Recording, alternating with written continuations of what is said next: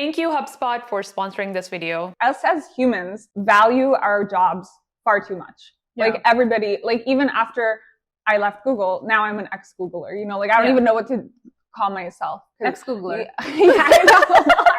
Hi everyone, welcome back to another video. In today's video, we have a special guest, Delia. Ta-da! Delia is our special guest today, and she's traveling currently, but she is making time for all of us to record this video for all of you. So where are you traveling from? From Spain, and I'm going to Canada for a TED conference. Ooh, nice. Yeah. Is it the same conference that you mentioned where Elon was? Or who is coming? No. Some big names are coming. The CEO of TikTok and Okay. the co-founder of OpenAI and a bunch of really cool people. That's really cool. What is so many people. What is the conference again? It's called Possibilities. Possibility. Okay. Yeah. Okay. You know TEDx. Yeah. Except it's not TEDx. It's like TED conference. Okay. Cool. Yeah. Wow. And I That's booked an extra long layover so I can see Sundas. Oh, thank you. She is actually the first Googler I found on YouTube before I even joined Google. I subscribed to her. So. Aw.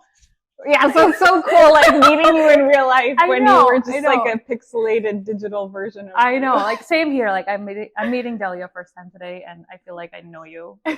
I know you. I know a lot about you, but this is actually the first time we're meeting in real life. IRL, yeah. Yeah. So you were at Google until very recently, and you left, which we will talk about in a few minutes.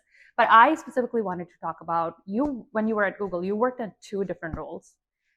You worked as a software engineer, and then you worked as a cloud technical Solutions engineer. Yes, that. Sorry, Yeah. I practiced so much. I couldn't get. It's It's a mouthful. It's mouthful. TSCs. Is So what they're you called. started as a TSC, but then you Yes. ended up switching to software engineering. Yes. Like what led to that switch? Well, since I'm not at Google, no filter, I really hated the TSC role. Okay. I mean, I really liked it at first, but I plateaued. Like after 6 months, I was like, okay, I get the hang of this, but it's super high stress because you're customer facing, not with Google's customers, but with developers, right? Because it's all like developers that use Google Cloud, and you're constantly dealing with other people's production issues and all of their infrastructure, and like it's just really high stress. So at least for me, like external facing role. Is it a? Yeah, it's Kinda. external facing. Okay, got it. And then was that your main motivation to transition to software engineering, or was I guess, and I mean, I was a software engineer before, so a lot of TSCs. Sorry, my motivation. Yeah. Why did you switch to software engineering? Yeah, well, I was a software engineer before I joined Google. Okay. And they actually hired a lot of software engineers to become TSCs, and I really missed coding, like just heads down coding. I missed out a lot, and I felt like I was helping just helping other people build their infrastructure and do their stuff, and I wanted to build my own. I see. So, I mean, even though it's not my own, I wanted to help Google build stuff. No, I totally get it, because my role is somewhat similar to, like, I work with an external client right now. Yeah. And my previous role was more internal focused, and I've seen both sides, so I can see the difference, and I know, like, I miss like the internal focused role where you have something of your own that you support, you build, and so like I totally get that. And I think it takes different types of people for like external facing versus internal. So I think it's more about like what you are, if you are the type of person, if you would like it. Not everybody's gonna like that type of role. Yeah, to be fair, I did like that part. Like I liked meeting, like I met so many cool developers working on, you know, like Google Cloud's customers. Yeah. And I really loved that part of it, but it was just so high stress. Yeah. Once I switched to software engineering, it was so much more relaxed. Yeah. It was just like, so I can breathe. Yeah, that's awesome. So you started as a TSC, and then you switched to software engineering. And after, I'm sure like it was not easy. It probably took a lot of effort. No, I really sucked at it. It was not. Why? Was it the interview? Was it like finding the right team? No, my team was great. It was mainly C++. Okay. I just was not good at C++. When you were a software engineer? Yeah. Okay, got it. Yeah, no, wait, what do you mean? So I was asking like how, when you switched, like it must be really hard to like switch from TSC to software engineering. Yes, that was really hard because there's so much pushback on that. Yeah. So there's a big shift, like all the TSEs wanted to switch to software engineering. So it became very competitive to try to find a team and also do the ladder transfer process, which is the whole HR thing. Yeah. And it's, so that part was challenging. But mainly, I was just challenged by C++. Okay. Because I did C in university, but since then, like I haven't touched it for like 8 years. Yeah. And I was just really bad at it at first. Okay. Wow. So can I say, like, was that your primary motivation for leaving? Like, you worked really hard to transition into software engineering. Yes. And then you ended up leaving Google. Like, what led to that change? Was it C++ or something more? No, I actually ended up liking C++. Okay. Like the initial 6 months was really bad. Okay. And then like right before I left, I was like, oh, I'm actually going to miss C++. You know, I warmed up to it a little bit. That's cool. But no, I mainly left for, I guess, 3 reasons. One is remote work. Like Google did allow me to work from Europe for half of last year, but then I would have had to return to Canada, and they let me be fully remote, but fully remote from Canada. So I see. I wanted to leave Canada. Okay. I don't like Canada that much anymore. So I wanted to move to Europe, and if I moved to Europe, Google's not location agnostic, and I would get a European salary, which is just not as competitive. Yeah. So now I work for a US company, but I can work from anywhere in the world. Okay. So that was my main reason number 1. Okay. Reason number 2 is it was like really hard to get promoted. And the best way to get promoted is to switch jobs. And reason number 3 is taxes. And now I'm a contractor, so I pay like company taxes rather than employee taxes. I see. So I wanted to move to something that, like, I don't know, looking at my end of year tax return at Google is just kind of sad. Yeah. You know? Yeah. I get that. Especially because I didn't live in Canada. Yeah. So I've been paying taxes for the last 2 years to Canada when I'm not using anything from Canada. So. Yeah. So do you consider yourself to be like a digital nomad? Yeah. Okay, you do. Yeah. I've actually been a digital nomad for like 5 years now. Okay. Yeah. And then when I started Google, I went back to Canada, but I was still traveling around Canada and then taking advantage of the remote work weeks and then also getting special approval to go on like a longer trip. I see. So you were basically doing it before COVID, because I know like a lot of people like went remote and they went into this like digital nomad space, but you were doing it way before. I was doing it right out of university. Okay. Back in 2018, I graduated and my first job was remote. I mean, at first I had to go in the office twice a week, which turned into once a week, which turned into never. And then I was like, hey, I'm going to go to Europe to go motorcycling. And my boss was like, okay, sure. And so then I just started the whole digital nomad life. That's awesome. Because I worked at a startup that was really chill. Yeah. And so that was like your first time doing it. Like you didn't do it like during college or anything like that. Like that was your first exposure. Like motorcycling and... Oh, no, I did that throughout university, but I was never working full time while doing it. I see.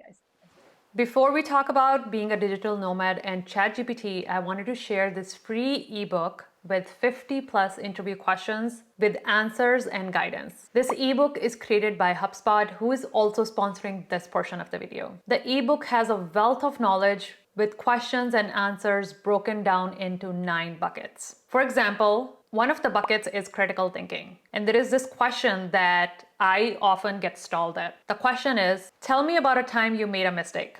Now, this is a very tricky question. The interviewer is not actually looking for your mistake. They're looking for something else. And this guide specifically mentions what to say, what to avoid. For example, the answer shared here talks about how this person made a mistake when they were sending out email to 10,000 plus people and how they navigated that situation. It ends with their learning and how they ended up creating a process around it so this doesn't happen again. This is just one of the questions. There are 49 other interview questions like this with guidance and sample answers. I'm linking the ebook in the description below. It's available to download for free. Now let's go back to the video and talk about how to become a digital nomad. So I'm curious because like if somebody who's watching, like they want to become a digital nomad, like what tips do you have for them? Like how do they go about it? Well, it depends on which type of tips. Like getting a digital nomad job is kind of the first step. Yeah. And my tip for that would be, I mean, I got my first digital nomad job, like so a remote job. Can you explain what is a digital nomad? Maybe like people don't even know. Oh, what is I mean, okay, everybody has different definitions because there's expats and then there's digital nomads. Mm-hmm. Digital nomads are just people that work remotely and travel around. That's like the easiest way to, if you work remotely and you take advantage of the fact that you can move around, and typically digital nomads go to lower cost areas because you can take advantage of the living cost difference. I see. A lot of digital nomads go to Bali or Thailand or Spain. And yeah, I moved to Croatia. Croatia is also good for digital nomads. Is there like a big digital nomad community, or would you say like it's still like very rare, like very rarely people do it? You mean in the world or in like, world or US? Oh no, it's getting so much bigger. I think COVID really made it such a bigger community because before that it was a very niche, like it was very hard getting a remote job. Like very hard. I remember I didn't even think it was possible, and at the time I went on a date with someone who was telling me about how they just got a remote job, and then he became my boyfriend because I was like, wow, I want to do that. I like this guy. And that's kind of what got me into it, because before that I had these limiting beliefs that didn't even exist. You know, that you can't just work from wherever you want. Like that's crazy. You know, I thought it was kind of like a scam. Like I've seen people doing it online, but I didn't believe it was true. You know what I mean? Yeah. So I guess that kind of opened up my mind to it. And then right after I graduated, I totally rejected any kind of office jobs. And I looked for ones that were startups, even if it said that it was like the job I got, it said it was an office job. But when I went for the interview, they said that they work remotely 3 times a week. So automatically I knew that this was a place where I could potentially just full-time work remote. You know, so I just kind of strategically chose things that are open to the possibility of it. But now after COVID, like so many more companies are open to remote work. So I think it's a lot easier to get a remote job. Yeah, definitely. I see. Although like there are a lot of companies who are asking employees to come back to office. But there are like still a lot of companies. I'm so sorry. You know what? Okay. So I think like everybody is different. I actually like going to the office. I feel like the days that I am working from home, I actually get in my own head. Like, and I overthink things a lot. Overthink what? Like just randomness. Like if somebody, like I will like start reading between the lines a lot. Like for work conversations, for like emails. Oh, I guess I do that too. Yeah. So like, and then like that leads for me to like overthink. Yeah. And then because I can't see people's body language when they're saying stuff and things like that, actually kind of like gets to me. I don't know why, but like I feel like it takes like a certain type of person to be able to like go fully remote, like yourself, and I'm sure like there are other people too. But I actually like I like going to office. But not 5 days a week. Not 5 days a that's week. Too much. I want the flexibility. Like if I need to work from home, like I want to work from home. Like that's that is one thing I really do miss, going to the Google office. Like this is so nice. I'm like, oh, there's other humans. I haven't seen them in so long. I mean, at the office, obviously I see other humans in general, but it's nice. So making a quick pivot, going back a little bit, I was looking at your LinkedIn and I noticed that you actually have a double major. Like you did double major in your bachelor's, you did business and you did computer science. Why? Double degree. Yeah, double degree. Why did you do that? Well, you almost get buy one, get one free. Oh. Because it was in Canada. Okay, in Canada. For a bachelor's, you need to do 4 years, or this special double degree program I did was 5 years and you get 2 degrees. Okay. So they condense like all of the mandatory computer science courses, all of the mandatory business courses into the 5 years, and you just get no electives. Like that's how they do it. Oh, okay. So it's like kind of like an offering that they do at the school where they package a bunch of different schools do it, actually. Oh, really? Yeah. I haven't seen it. Okay, maybe I have. Yeah, actually what I originally the way I found it is because I'm a very indecisive person. So I had no idea what I wanted to do. And I figured the more degrees I have, the more doors it opens. Yeah. And originally what I wanted was, I didn't even know this was a thing, okay? Yeah. You can get a doctorate, like become a doctor and a lawyer. And a lawyer. Together. I didn't know, like, you can do that in Canada. And anyway, I started looking at these different, like, things that you could do together. And that's how I found this anyway. Yeah. And originally I was going to do computer science and math. Okay. Or no, business and math. But I heard that you have to eat, breathe, sleep math.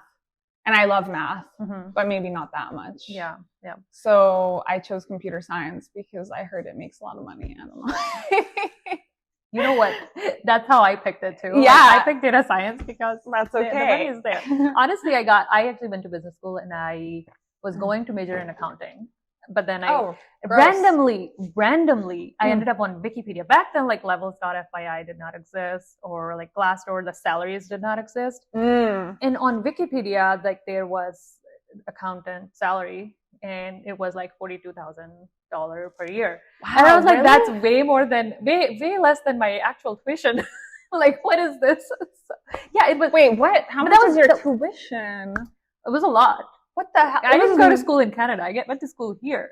Oh my God. Yeah. Wow. So I was like, this is not it. School here is a scam. Sorry to tell you. It's such a scam. That's crazy. Because my entire 2 degrees were 50K Canadian. Wow. Together for 5 years. So, okay, let's talk about ChatGPT. Mm-hmm. A lot of people think that ChatGPT is going to automate their job, especially programming jobs. There was a recent article that Forbes wrote that they said that ChatGPT is going to automate data analytics jobs. There is like a lot of this fear mongering going on. Like, I want to know like your thoughts. You have played around with ChatGPT quite a bit. I love ChatGPT. You've done so many videos on it as well. Like, I want to hear your POV. Like, what do you think? Is it going to automate? And what is it going to automate? So I do think it is going to automate a lot of jobs. Okay. But not in the very, very near future. Okay. Like, I hope that I'm going to be retired by the time it automates my job. You're like, that's it's not my problem. But I also want to retire much earlier than the retirement age. What's your number? What's your retirement age? Like 35 max. Okay. Wow. Sorry. No, that's fine. Which is also why I quit, you know, I'm trying to maximize things. Yeah, makes sense. But I do think, so I'm a huge fan of Ray Kurzweil, a futurist. Okay. Do you know Ray Kurzweil? Okay, well, I read his books back in university, like when I first started university, and I was already like, oh, wow, why am I even doing these degrees? Because AI is going to replace all of my jobs anyway. Yeah. And he predicts that by 2029, artificial intelligence is going to surpass human intelligence. We're going to have AGI, like artificial general intelligence. Okay. And that by like sometime in the 2030s, we're going to meld our brains with computers. I don't know about that one. That one's a little far-fetched, but I do think that eventually we're going to have the ability to back up our brains into computers. Like that's just like the natural evolution of it. Like with the chip? I hope it's not with Neuralink. I mean, that doesn't have enough bandwidth to do that anyways, but some way or another. Okay. Hopefully with like a very trustworthy source, which is not like funded by the, anyway, besides the point. Yeah. And then he predicts that by 2045, the singularity is going to happen where like we're going to become one with artificial intelligence, and there's no turning point. No, 2045. 2045. That's the singularity. 2029 is AGI is going to happen. Okay. Like machines will pass the Turing test. Okay. And might even be considered sentient. Like by then, a lot of people might agree that AI has consciousness. Okay. I think that it's definitely possible for it to become conscious. Yeah. And at that point, I do think it's going to be automated. Like it's going to have automated a lot of the current jobs we have today. And like, what would those be? Like, well, definitely depending on regulations and like the way governments handle everything, but definitely like driving. So we're going to have self-driving cars. So I think something like 70% of the world, wait, is it 70%? It's a really big number of the world's jobs are driving jobs. So like millions of people are going to be out of a job, like if self-driving cars happen, which they've been working on the technology for like over a decade. It's definitely going to happen at some point. So definitely drivers will be automated. In terms of, you know, what are these called? Blue collar jobs? I don't know. What are our jobs? White collar jobs? White collar jobs. I don't know. One color collared job. One of the colored. One of the colored jobs. You know what? I think all of the colored jobs are going to get automated. Okay. What I think is that people are freaking out a little bit too hard. Yeah. People are. And your comment made them even more freaked out. I know. That's why I don't want to freak them out. Yeah. But I do think eventually it's going to happen. But by that time, like, we're all gonna be dead. No. I mean, maybe. No, I don't want to freak them out. Oh, I'm so sorry. I'm going to give such a bad impression to your audience. No. Okay. So I think by that time, like, us as humans value our jobs far too much. Yeah. Like, everybody, like, even after I left Google, now I'm an ex-Googler. You know, like, I don't even know what to call myself. Ex-Googler. Yeah, I know. Okay. Yeah, I get what you're saying. You're saying that we identify ourselves, like, when somebody's like, introduce yourself. Yeah. You're like, what do I say now? Yeah. Exactly. The first thing you say is, I do this. Yeah. My job is this. Yeah. And when someone's unemployed, you're like, oh, you know, like, and I think that's going to have to change, because I think a lot of like, even though AI is going to create a lot of new jobs, we're going to have to find meaning and purpose in things other than our jobs. And that's going to be like a huge shift for all of humanity. Mm-hmm. That's what I believe. Mm-hmm. So I think people are freaking out too hard about, oh, AI is going to replace my job. Like, why would you not want it to replace the menial tasks and the annoying grunt work and all the things? Like, obviously it's going to replace the things that should be replaced anyway. You know what I mean? In my opinion. Okay. So I thought about it long and hard. Not as long as you. But like, in my current day-to-day job, like, I'm working on a project. Like, let's talk about like data science or like software engineering. Mm-hmm. I'm working on a project, in this new project that I'm taking over from another team. And in the world of AI, everything should be automatically taken care of, right? But in my project, the things that I'm dealing with, it's not the coding, it's not like the doing the actual work. The time that is taking me, the most of the time that is consumed by is like getting permissions, running into like randomness human things. Yeah, human tasks. Yes, exactly. Those won't be automated those cannot over a decade. For sure. Yeah. No. So like, the actual project took me like 2 hours to do, but everything around it like took me weeks to figure out. Yeah. So when I know, I worked at Google too. So like, when I think about them, like, there is no way any AI is going to automate this. Yeah. Unless like the whole system of the world and the work environment like revamps. Exactly. Which I do think will happen eventually, but it'll be so long that it shouldn't matter to you, whoever is watching this. Like, I don't think they have that much to worry about. Mm-hmm. But I think if we do reach the point where devices like Neuralink are going to connect us all and we become more connected like that, then all of that is possible. And with machines as well, right? Because we're going to have smart contracts and IoT, and we're going to have this network of humans and machines working together more as a mesh than ever before. And that's when getting those permissions is going to be like a lot easier and might be automated by AI. But that's going to be a long time. Yeah. And like, it's not going to happen next year. Everyone's freaking out really hard. Like, it's going to be something immediate. Next year. It's not going to be 5 years. It's even in 5 years, we're going to see huge changes. Like, in 5 years, I do think a lot of jobs are going to be automated, especially like junior engineering jobs. Okay. Those are going to be super vastly different. But, you know, if you're a good experienced programmer, you don't have a lot to worry about, because all the stuff you do is going to be hard to automate for a long time. Mm-hmm.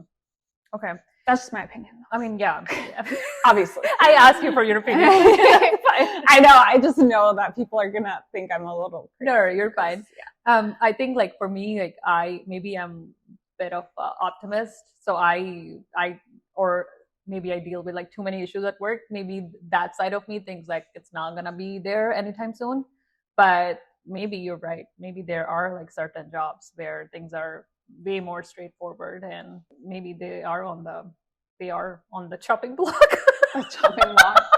Yeah, no. Anything human-centric, anything that requires ethics or morals, because those things are still so like untouched by AI. Like, we should not trust AI with anything that is decision-making that involves anything ethical or moral, you know? Yeah. Anything that requires empathy or, you know, the human experience. Yeah. So none of that is going to get automated anytime soon. Yeah. Yeah.